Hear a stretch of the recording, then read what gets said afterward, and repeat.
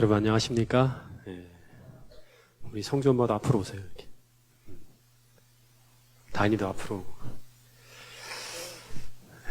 날씨가 이제 많이 추워지고 있습니다. 그리고 올 2013년도가 6분의 5가 지나가고 이제 6분의 1, 한 2달 정도만 남은 것 같습니다. 한 해 한 해 이제 이렇게 순식간에 날짜가 지나가게 되면 우리의 살 날, 그 다음에 예수님 오실 날 더욱 가까워지는 것 같습니다. 우리가 날마다 그리스도의 오심을 준비하고 내 생명이 그리스도 안에 숨겨 있는지를 늘 다시 한번 점검해보는 그런 여러분과 저가 될 수 있기를 간절히 바라겠습니다. 자, 오늘 빌립보서를 이제 1장을 마칠 것 같은데요. 이 빌립보서의 저자는 누구라고 했죠? 사도 바울이라고 했습니다.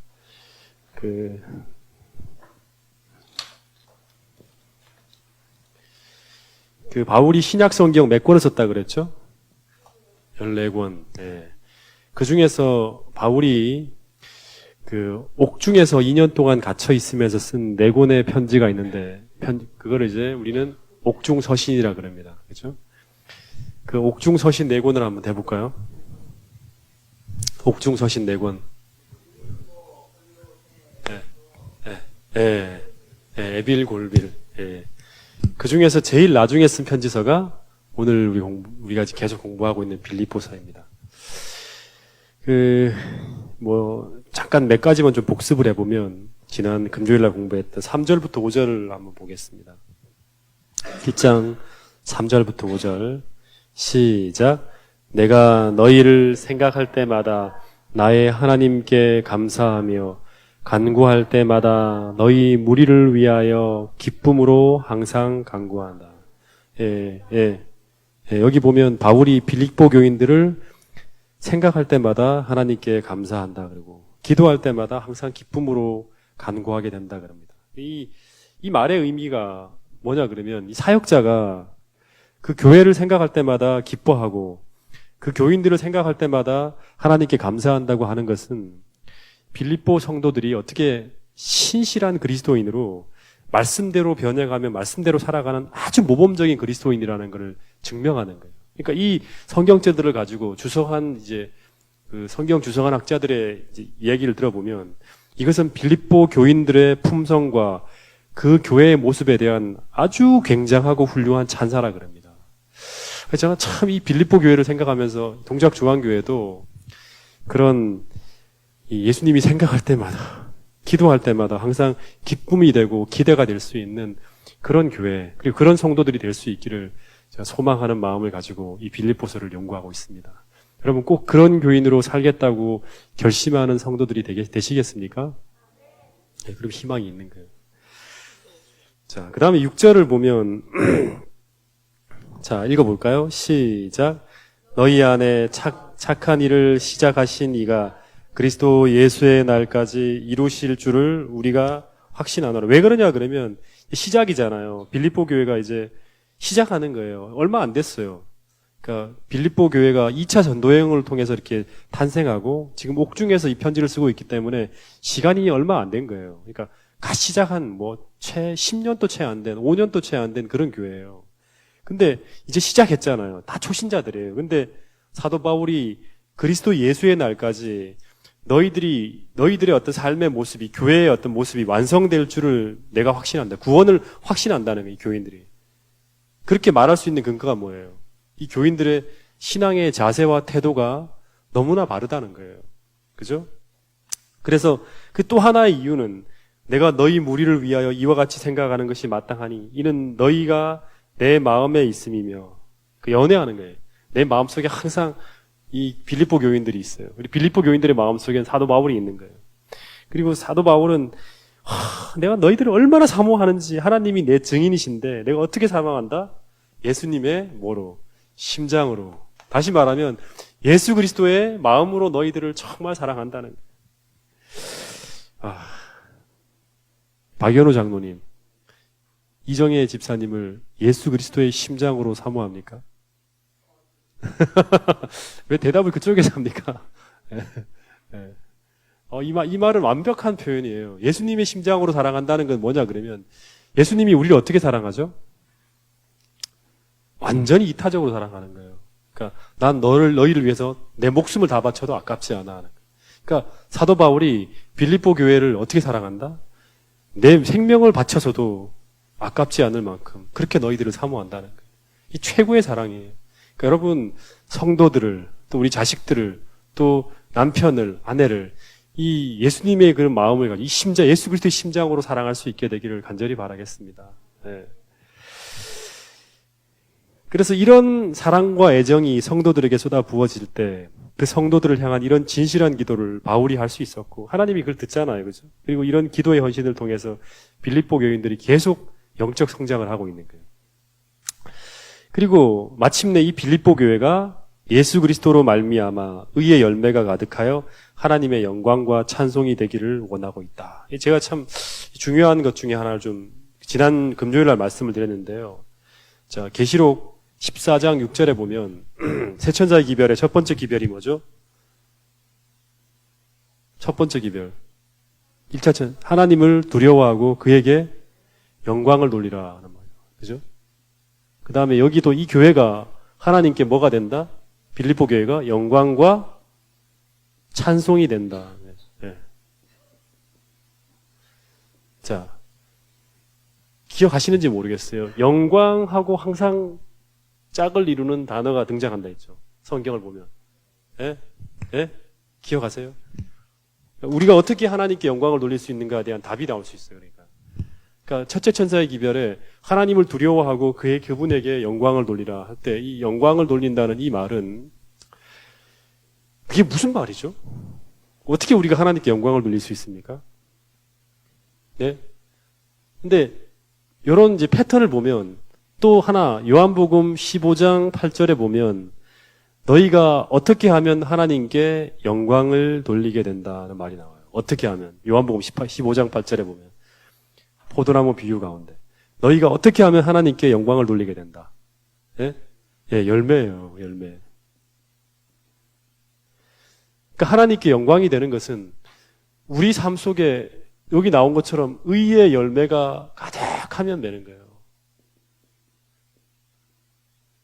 어떻게 하면 의의 열매가 맺힐 수 있을까? 그러니까 이 교회가 하나님께 영광과 찬송이 되고 있어요. 빌립보 교회가. 어떻게 하면 의의 열매가 풍성하여 그리스도로 말미암아 의의 열매가 풍성하면 하나님께 영광과 찬송이 된다는 거예요. 요한복음 15장 8절의 비유를 들어보면 어떻게 하면 열매가 잘 맺냐 그러면 너희가 어디 있으면 예, 그리스도 안에 있으면 그리스도 안에 있다는 것은 하나님과 이 우리들의 관계가 영적인 관계가 정상적인 관계로 믿음으로 말미암아 살아가는 바른 관계로 딱 이렇게 주님 안에서 우리가 항상 붙어 있으면 우리 삶 속에 그리스도로 말미암아 여기 나오는 것처럼 그리스도로 말미암아 의의 열매가 가득 맺히게 돼요. 그것이 곧 하나님께 영광이 된다는 거예요. 영광. 이해가 되시겠어요? 그러니까 이 의의 열매는 영광은 의의 열매는 뭐냐 그러면 이거를 쉽게 말하면 마태복음 5장인가요? 너희는 빛과 소금이라는 말을 통해서 우리가 본다 그러면 이거는 너희의 착한 행실이에요. 착한 행실. 너희의 착한 행실을 보고 하나님께 영광이 돌아가게 하라. 착한 행실은 성령의 열매죠. 결국. 그래서 이 열매가 우리 삶 속에 안 맺힌다는 것은 이 관계가 깨어졌다는 거고, 관계가 깨어진 거. 다시 말하면 우리가 그리스도 안에 머물러 있지 못하다는 것이고, 그런 그리스도인은 100명, 1000명이 모인다 그러더라도 그 교회는 하나님께 영광과 찬송이 되지 못해요. 그리고 우리 삶 속에서 그리스도의 품성이 드러나지 못하기 때문에 마지막 계시록 18장에 온 세상을 화나게 하는 그 도구로서 우리가 사용될 수 없다는 것이 성경의 이야기 하나의 패턴입니다. 이경주 집사님, 앞으로 오세요. 앞으로 오세요.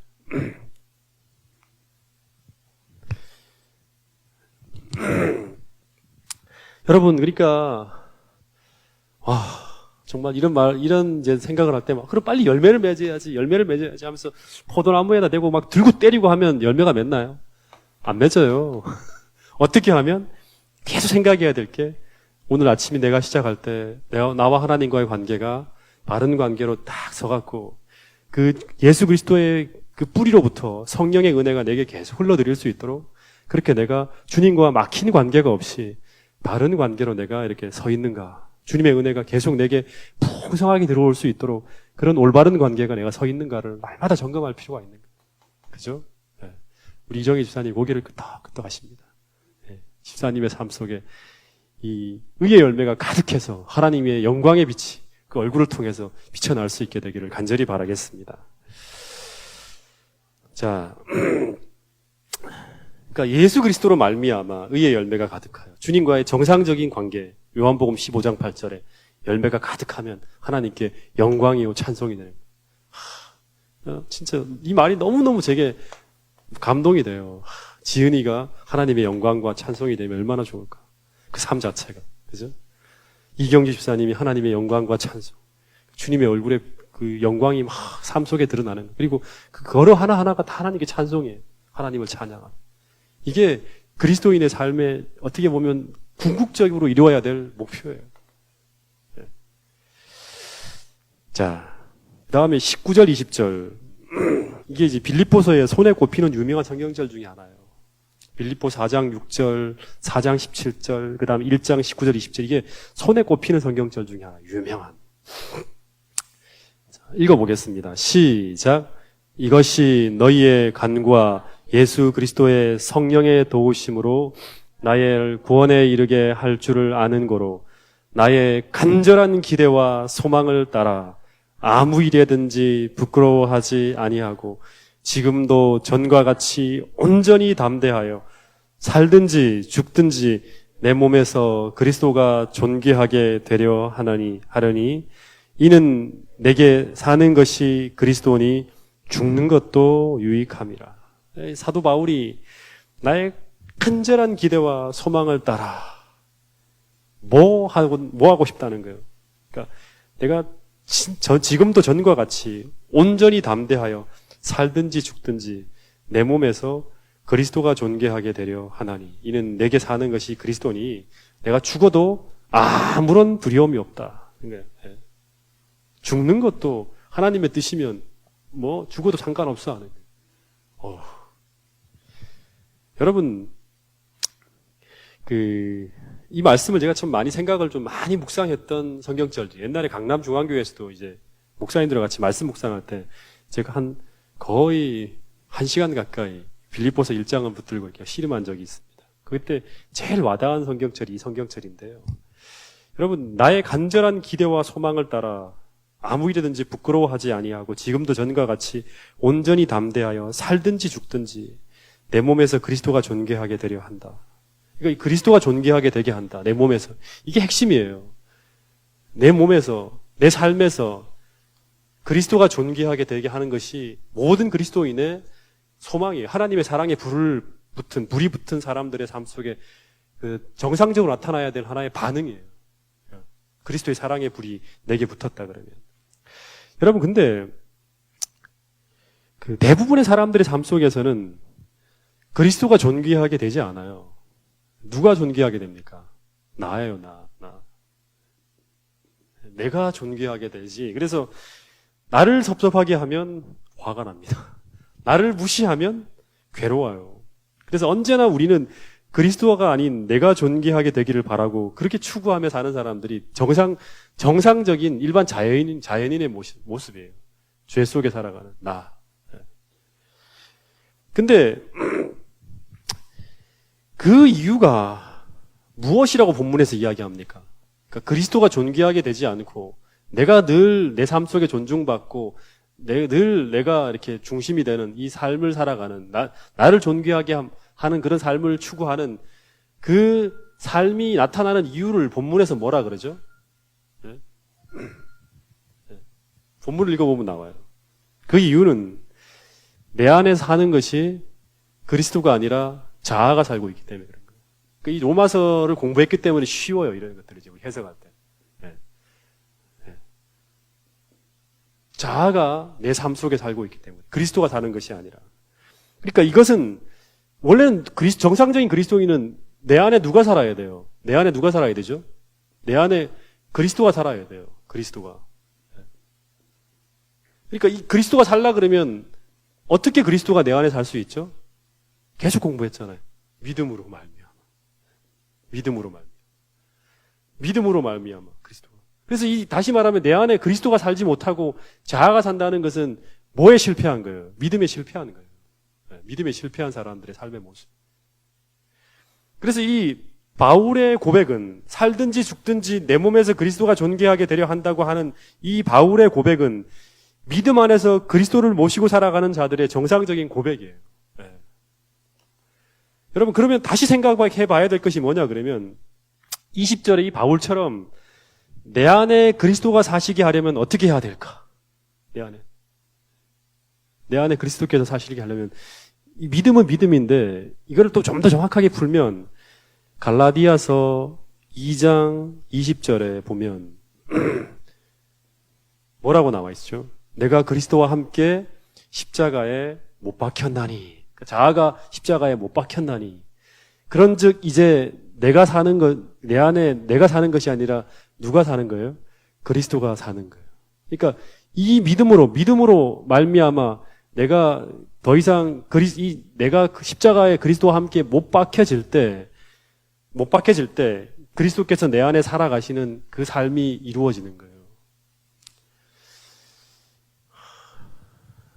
그래서 여러분 이렇게 자아를 주님의 십자가 속에 이렇게 처형을 시키려고 그러면 정말 필요한 게 뭐냐 그러면 십자가예요. 십자가.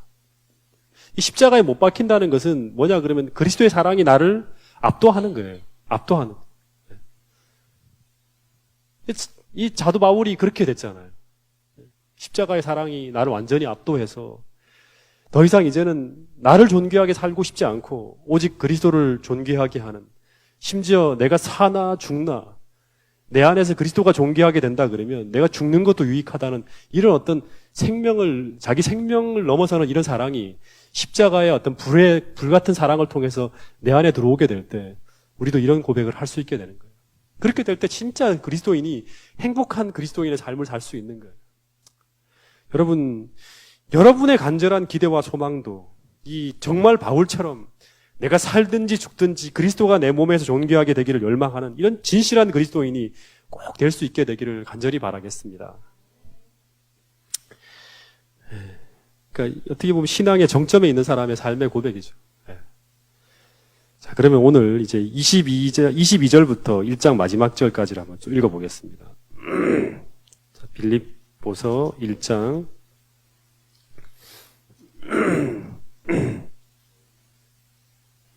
22절부터 시작. 그러나 만일 육신으로 사는 이것이 나는 알지 못하노라. 내가 그 둘 사이에 끼었으니 차라리 세상을 떠나서 그리스도와 함께 있는 것이 훨씬 더 좋은 일이라. 그렇게 하고 싶으나 내가 육신으로 있는 것이 너희를 위하여 더 유익하리라. 내가 살 것과 너희 믿음의 진보와 기쁨을 위하여 너희 무리와 함께 거할 이것을 확실히 아노니 내가 다시 너희와 같이 있으므로 이 그리스도 예수 안에서 너희의 자랑이 나로 말미암아 풍성하게 하려 함이라. 그러니까 내가 감옥에서 죽는 것이 아니라 분명히 석방될 것이라는 얘기를 하는 거예요. 27절. 이것도 유명한 성경절입니다. 시작. 오직 너희는 그리스도의 복음에 합당하게 생활하라. 이는 내가 너희에게 가보나 떠나 있으나 너희가 한 마음으로 서서 한 뜻으로 복음의 신앙을 위하여 협력하는 것과 무슨 일에든지 대적하는 자들 때문에 두려워하지 아니하는 이 일을 듣고자 함이라. 이것이 그들에게는 멸망의 증거요 너희에게는 구원의 증거니 이는 하나님께로부터 난 것이라. 그리스도를 위하여 너희에게 은혜를 주신 것은 다만 그를 믿을 뿐 아니라 또한 그를 위하여 고난도 받게 하려 하심이라. 너희에게도 그와 같은 싸움이 있으니 너희가 내 안에서 본 바요 이제도 내 안에서 듣는 바라. 예.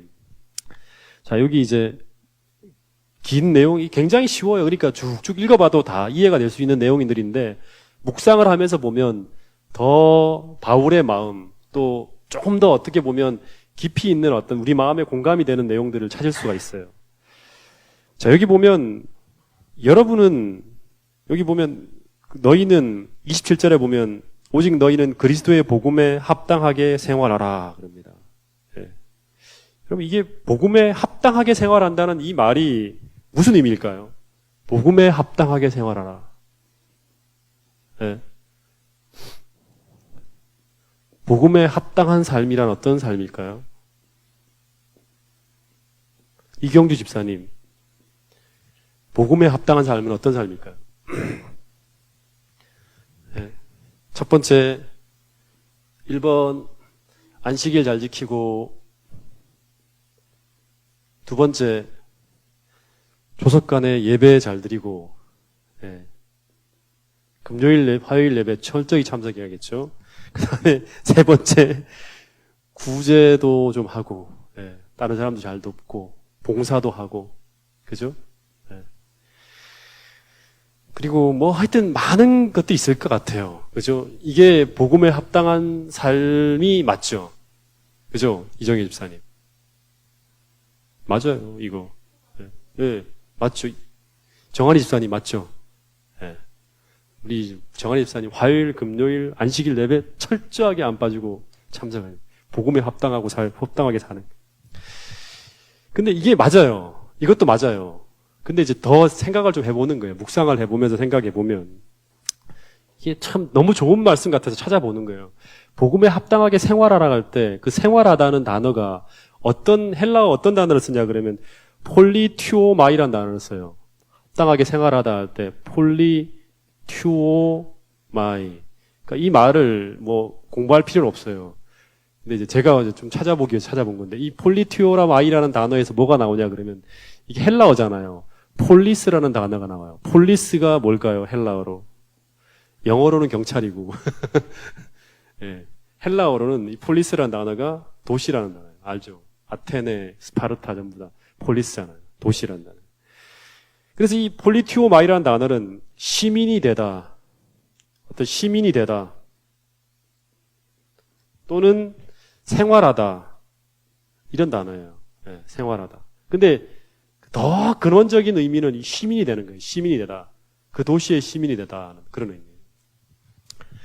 그래서 이 성경절은 이렇게 번역할 수도 있습니다. 오직 너희는 그리스도의 복음에 합당한 천국 시민이 되라. 천국 시민이 되라. 하나님 백성이 되라. 하나님의 아들이 되라. 이런 의미가 되는 거죠. 합당한. 그 하나님의 아들에 걸맞는 그런 사람, 그런 시민, 그런 사람이 너희 지금 이 땅에 살고 있지만 천국 시민처럼 살아가라는 거예요. 천국 시민으로 살아가라는 거예요. 하나님의 아들로서. 하나님의 아들은 요한복음 1장 12절인가요? 애워볼 수 있나요? 영접하는 자, 곧 그 이름을 믿는 자들에게는 하나님의 자녀가 되는 뭐를 주었다니? 파워. 네, 좋다. 네. 그러니까 마땅히 그렇게 천국 시민이면 그런 모습이 나타나야 한다는 거예요. 제 사촌 형님이 옛날에도 이 예화를 이 얘기를 좀 했던 것 같은데 평준화 전에 경기고등학교를 다녔어요. 평준화 전에 경기고등학교 다닌다 그러면 지금 한참 뭐 PK 뭐 이렇게 얘기하는 것처럼 서울 경기고등학교가 대한민국을 이끌어가는 모든 사람들이 다 그 출신이잖아요. 거기서도 상위 랭크에 들어있는 그런 사람이었어요. 그래서 근데 이 형님이 시험을 쳤는데 서울대 법대 시험을 쳤는데 떨어졌어요. 뭐 변명은 뭐 머리가 아팠다 뭐 이렇게 하는데 왜 떨어지면 떨어졌어요. 떨어지고 났는데 이제 후기로 재수를 할 집안이 너무 가난해서 후기로 그 시험을 재수를 할 수가 없어 후기로 시험을 치는데 후기 대학으로서 제일 잘 나가는 대학이 성균관대였어요. 그래서 성균관대 법대를 그냥 자동으로 그냥 합격했어요. 근데 그 당시에 평준화 전에 그 형님 다니는 어떤 그런 그 동문들은 성균관대 시험을 치갖고 붙어서 다닌다 그러면 이 친구를 안 해요. 다 연락이 끊어지는 거예요. 그리고 형님도 만날 수가 없고 자기가 성균관대 법대를 다니면서는 이 경기고등학교 다니는 자기 동기들하고 연락이 안 돼. 연락을 할 수가 없는 거예요. 그러니까 동료들이 이 형님을 친구로 거의 여기질 않는 그런 상태까지 가는 거예요. 그래서 이 형님이 다시금 그 편입 시험을 준비해서 서울대는 못 들어가고 편입이 안 되잖아요. 그래서 고대 법대로 편입을 해서 결국에는 졸업했어요, 이 형님이. 그래서 최소한 경기고 출신들은 거기에 합당한 서울대나 최소한 스카이는 가야 된다는 게 그 경기고 출신들의 어떤 그런 이 프라이드였어요. 근데 마찬가지로 여러분 이런 생각을 한번 해볼 수 있어요. 제주도에서 출신 여자라면 트레이드 마크가 뭐죠? 제주 해녀면 트레이드 마크가 뭐예요? 수영을 기본으로 잘해야 돼요. 근데 제주 해녀인데 수영을 못한다. 그러면 그는 제주 해녀에 합당하지 못한 거예요. 그죠? 고구려 역사를 보면 고구려 출신 그 기병대라 그러면 뭐를 탈 줄 알아야 돼요?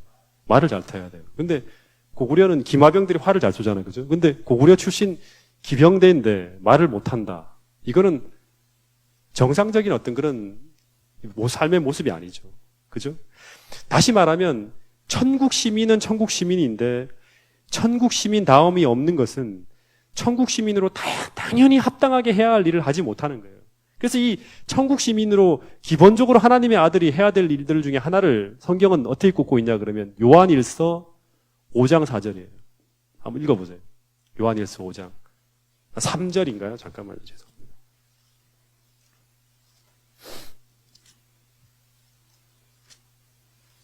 (5장 4절입니다.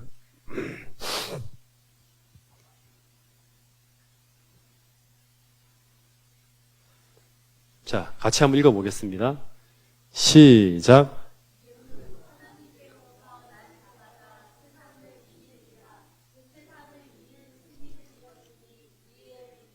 네, 그러니까 믿음을 소유한 사람들이 천국 시민이잖아요. 이 사람들은 기본적으로 이런 것들은 기본으로 다 할 수 있는 거예요. 외형적인 어떤 그런 모습 속에서 복음에 합당한 모습이에요. 그런데 더 나가서 궁극적으로 그리스도인은 다시 말하면 복음을 믿고 살아가는 사람들, 천국 시민들은 천국 시민으로서의 어떤 살아가는 사람이라 그러면 반드시 세상을 정복해야 된다는 거예요. 이겨야 된다는 거예요. 네. 이게 바로 뭐냐 그러면 영접하는 자, 곧 그 이름을 믿는 자들에게는 하나님의 자녀가 되는 뭐를 주셨다? 파워, 권세를. 천국 시민은 천국 시민으로 자격으로서 살아가는 사람들은 이런 모습이 나타나야 한다는 거예요. 본질적으로. 근데 그 본질 사도 바울이 말하고 있는 다시 말하면 세상을 이기는 천국 시민의 한 가지 특징이 뭐냐 그러면 본문을 보면 28절이에요. 28절. 자, 28절을 한번 읽어보세요. 빌립보서 1장 28절. 자, 시작.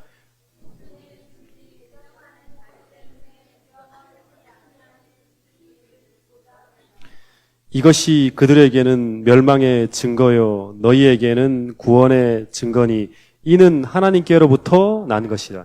하나님께로부터 난 하나의 증거가 있는데 그거는 뭐냐 그러면 우리를 대적하는 일들이 벌어져도 두려워하지 아니하는 모습이라는 거예요.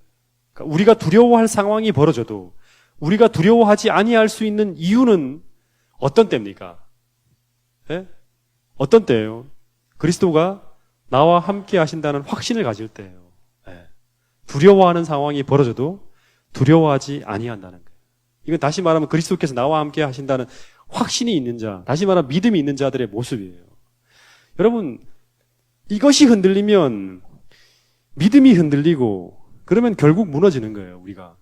그래서 우리가 두려워할 상황 속에서도 두려워하지 아니한다고 하는, 다시 말하면 염려하는 상황에도 염려하지 아니하고 근심하는 상황이 됐는데도 근심하지 아니한다는 그것은 예수 그리스도가 나와 함께 하신다는 확신을 가졌다는 것이고 예수 그리스도가 나와 함께 하신다는 것, 그것은 곧 28절에 우리가 구원받았다는 가장 확실한 증거가 된다는 거예요. 그죠? 이것이 바로 구원의 증거니 그랬잖아요. 대적하는 상황이 벌어져도 두려워하지 아니하는 것. 그것은 곧 우리가 구원받았다는 가장 확실한 증거라는 거예요.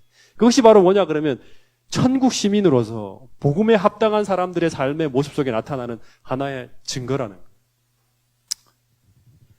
여러분, 그래서 제가 이 말씀을 통해서 하나 좀 생각해 보는 것은 뭐냐 그러면 구원의 확신은 어려움 속에서, 그죠? 어려움 속에서, 고난 속에서 우리가 확신할 수 있는 거예요. 찾을 수 있는 거예요. 어려움 속에서.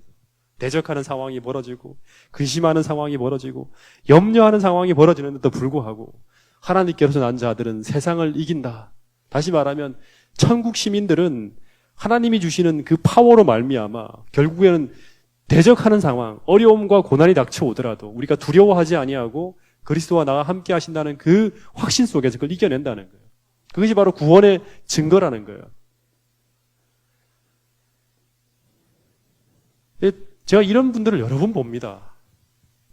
정말 두려운 상황, 숨 막히는 상황인데도 불구하고 내가 굉장히 이분은 진짜 참 위로를 많이 해야 될 것 같은 그런 염려를 가지고 찾아갔는데 이상하게 되게 평안하게 계신 거예요. 감사가 넘치고 평안이 넘치고 그걸 보면서 뭘 생각하냐 그러면 이분의 삶 속에 마음 속에 누가 계신다? 예수 그리스도가 계신다는 거예요. 그것이 곧 뭐다? 구원의 증거라는 이걸 통해서 구원의 확신을 얻을 수 있는 거예요. 우리가 여러분 구원의 확신은 이런 어려움 속에서 고난 속에서 위기 속에서 체험한다는 거예요. 이 이야기를 본다 그러면 그래서 29절에 보면 그리스도를 위하여 하나님께서 우리에게 은혜를 주시는 것은 다만 그를 믿을 뿐만 아니라 또한 그를 위하여 뭐도 받게 하려 하신다? 고난도 받게 하려 하신다. 이 얘기가 참 중요한 거예요. 다시 말하면 하나님이 우리에게 은혜를 주시는 것은 그 고난을 극복하게 하기 위해서 주시는 은혜라는 거예요. 그래서 우리가 고난이 닥치고 우리가 고난 때문에 힘들고 더 어려우면 어려울수록 하나님의 은혜는 어떻게 된다? 하나님의 은혜는 더 크고 더 풍성하고 더 강력해진다는 거예요. 네. 그리스도인에게 있어서. 그래서 그리스도인들에게는 고난은 필연적으로 피해갈 수가 없어요. 이게 신약 성경 대부분의 이슈가 바로 뭐냐면 고난에 대한 어떤 해결책이에요. 하나님 왜 우리가 이렇게 힘듭니까? 계속 그런 이야기들만 나오는. 여러분 오늘 힘든 고난 속에서 그리스도인의 싸움을 싸우시는 성도님들께서 오늘 이 말씀을 붙들고 오늘 나의 이 힘든 고난을 극복하기 위해서 더 큰 하나님의 은혜를 사모하며 간구하게 되는 이 시간이 될 수 있게 되기를 간절히 바라겠습니다. 제가 한 예화를 좀 드리고 오늘 좀 말씀을 줄이려고 그러는데요. 최악의 상황에서 하나님이 아주 넉넉한 은혜로 모든 것을 이기고 하나님의 영광과 찬송이 된 한 사람의 이야기예요. 혹시 그 책을 읽어보신 분들이 아마 있을지 모르겠어요. 정연희 씨가 쓴 내 잔이 넘치나이다 라는 그 이야기 혹시 책 읽어보셨어요? 내 잔이 넘치나이다. 그 책에 나온 맹의순이라는 어떤 한 사람의 이야기가 나와요.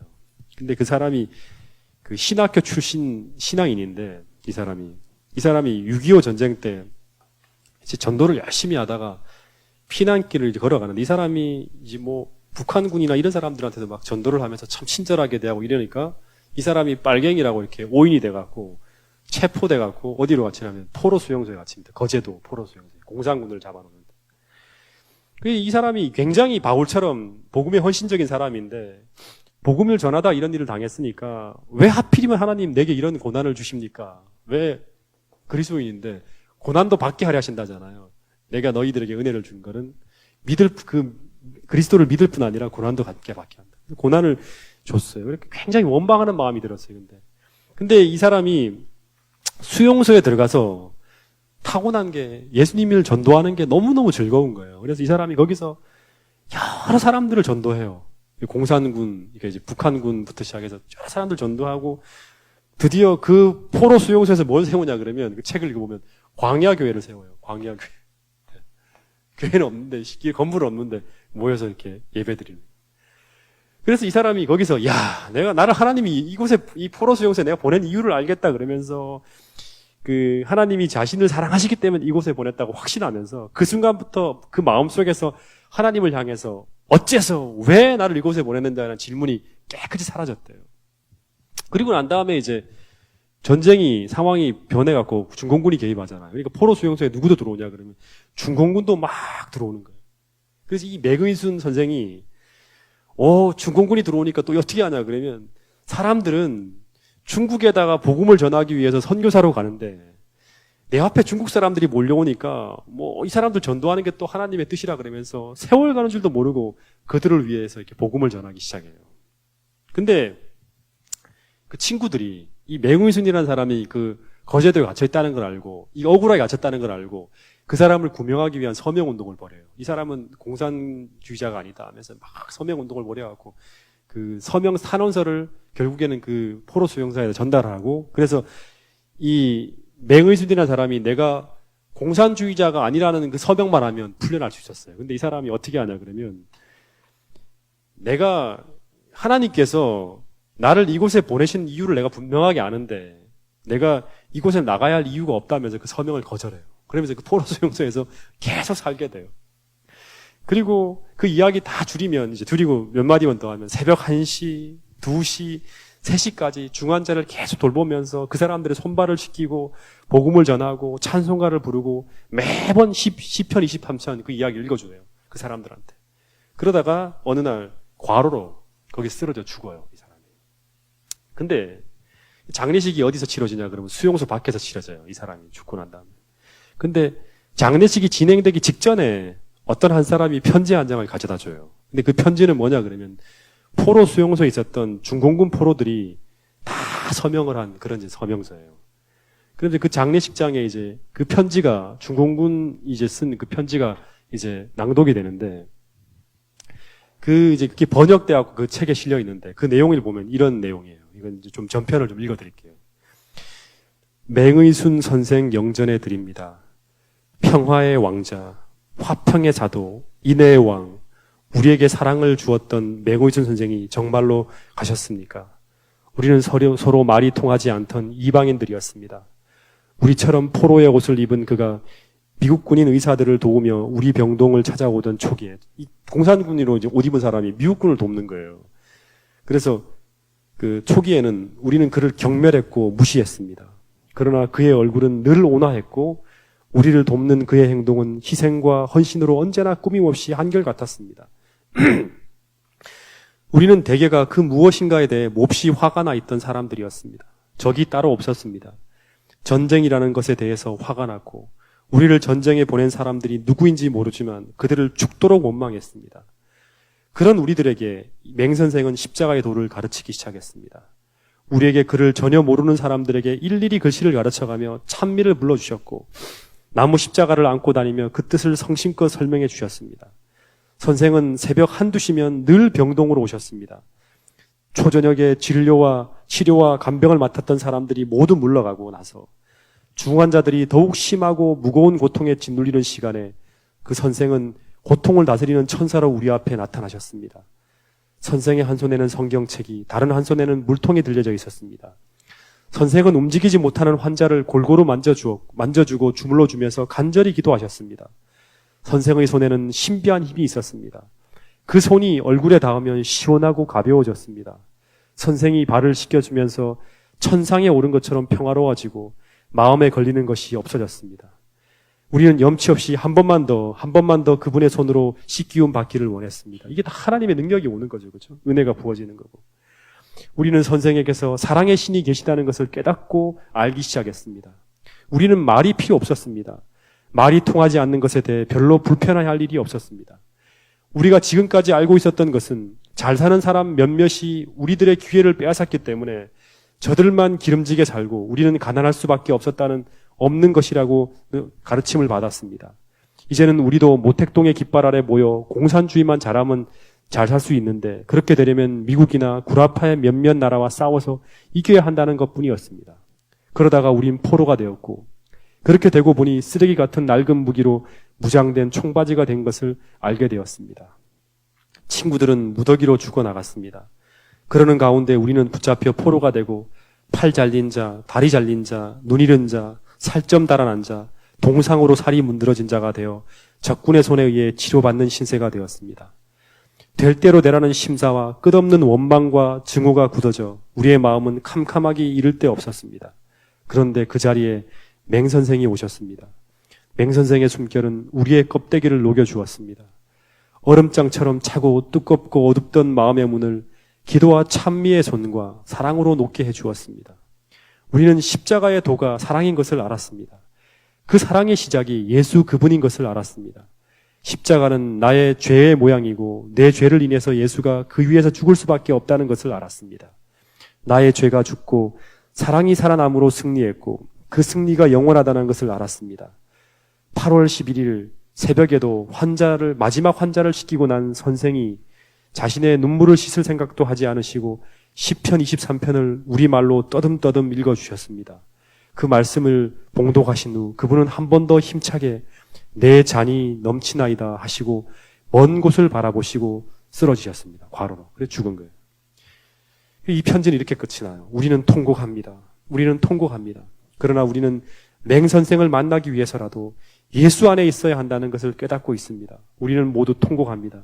그러나 우리는 버려진 것이 아니라는 것을 알고 있습니다. 왜냐하면 우리는 맹선생과 함께 주님 안에 있습니다. 거제리 포로 수용소 중공군 병동 환자 일동. 이 편지를. 여러분, 공산주의자는 완전히 마음이, 사상이 안 바뀌어요, 거의. 근데 이거를 뭘로 녹였어요? 이 복음에 합당한 삶, 고난 속에서 예수님이 함께 하신 그 뜨거운 사랑으로 그 사람들의 마음을 다 녹여서 그리스도인으로 만든 거예요.